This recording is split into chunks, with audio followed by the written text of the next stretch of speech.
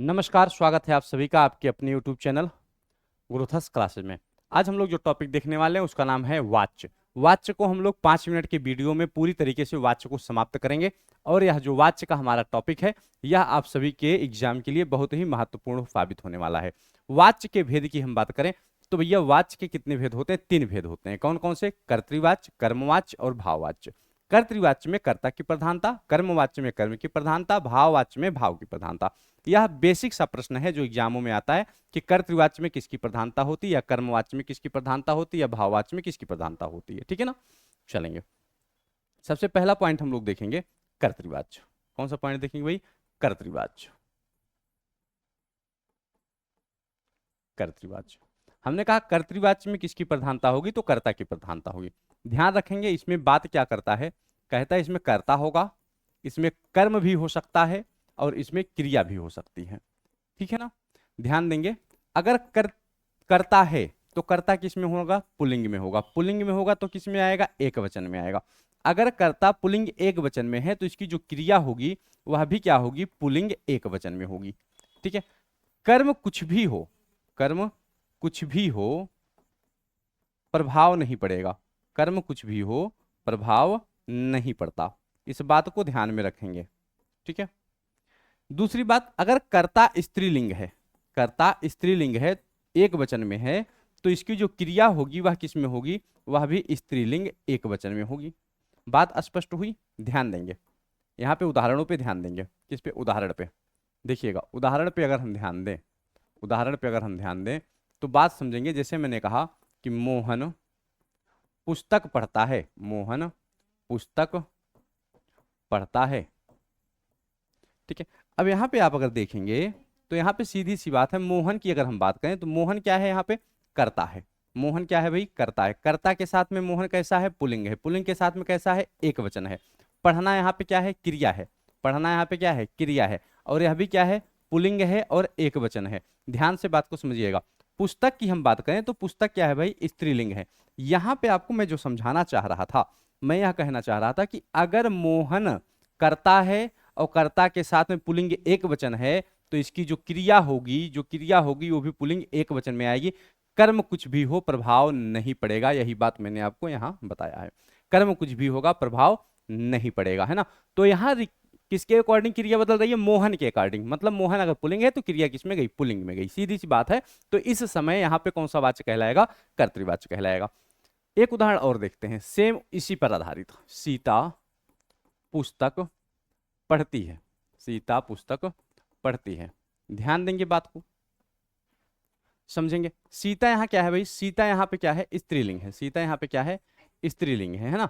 और स्त्रीलिंग के साथ में क्या है? एक वचन है। पुस्तक यहाँ पे क्या है? स्त्रीलिंग है। क्रिया यहाँ पे क्या है? स्त्रीलिंग है। तो यहाँ पे देखिएगा, सीता अगर स्त्रीलिंग है, एक वचन में है, तो इसकी जो क्रिया परिवर्तित हो रही है वो भी स्त्रीलिंग के एक वचन में हो रही है। यहाँ पुस्तक स्त्रीलिंग है, इससे कोई प्रभाव उसको नहीं पड़ रहा है। जैसे अगला उदाहरण एक और लीजिए, एक उदाहरण और लेंगे, तुरंत देखेंगे। सीता अखबार पढ़ती है। सीता अखबार पढ़ती है। सीता क्या पढ़ती है भाई? अखबार पढ़ती है। सीता क्या है? स्त्रीलिंग है। ठीक है, अखबार क्या है? यहाँ पे पुल्लिंग है। पढ़ती है, पढ़ती है मतलब स्त्रीलिंग है। अब यहां भी देखेंगे आप, यह केवल किसके अकॉर्डिंग परिवर्तन में आ रहा है? यह केवल परिवर्तन जो आ रहा है वो फीता के अकॉर्डिंग आ रहा है। किसके अकॉर्डिंग? सीता। सीता स्त्रीलिंग है तो पढ़ना यहाँ पे स्त्रीलिंग आ गया। और अखबार शब्द क्या है? पुल्लिंग है, लेकिन प्रभाव हमारे ऊपर नहीं पड़ रहा है। इसका मतलब ऐसे वाच्य जो कहीं पर भी आपको दिखेंगे जो पुल्लिंग के अनुसार क्रियाएं परिवर्तित होंगी, वहां पर वह सदैव कौन सा वाच्य माना जाएगा? कर्तृवाच्य माना जाएगा। कौन सा वाच्य? कर्तृवाच्य। अगली बात यहां पे देखिएगा, कर्मवाच्य क्या है? कर्मवाच्य क्या है? ध्यान से बात को समझेंगे।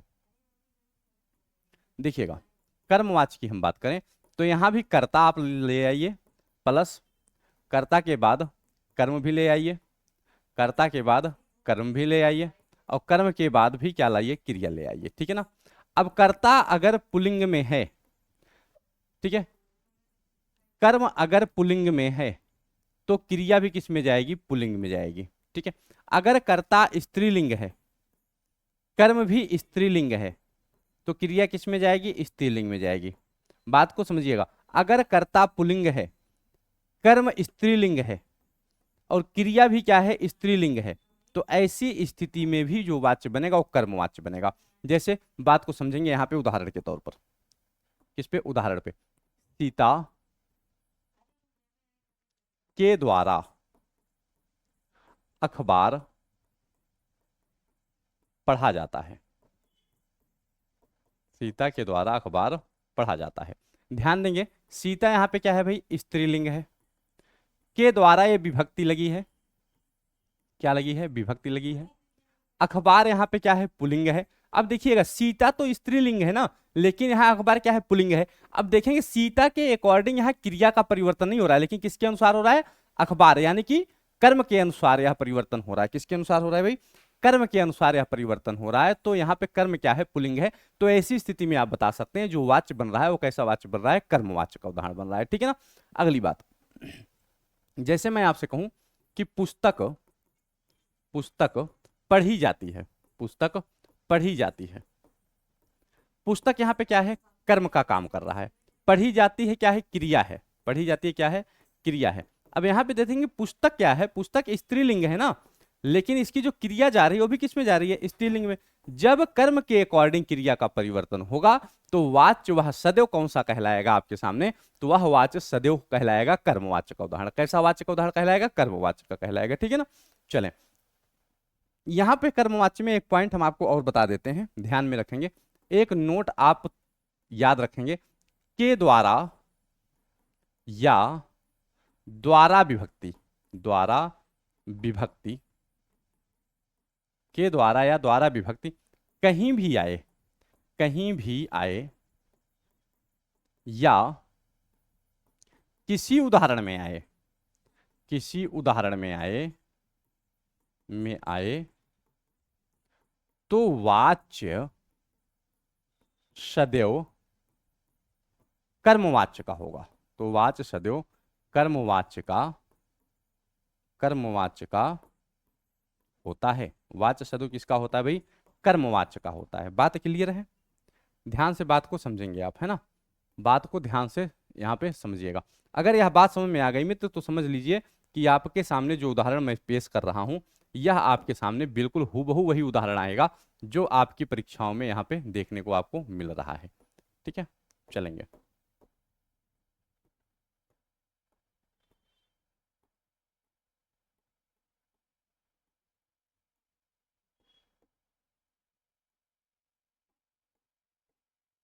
देखिएगा, ठीक है ना, बात क्लियर है, बताएंगे। बात यहाँ पे क्लियर है आपकी, चलिए बताइएगा।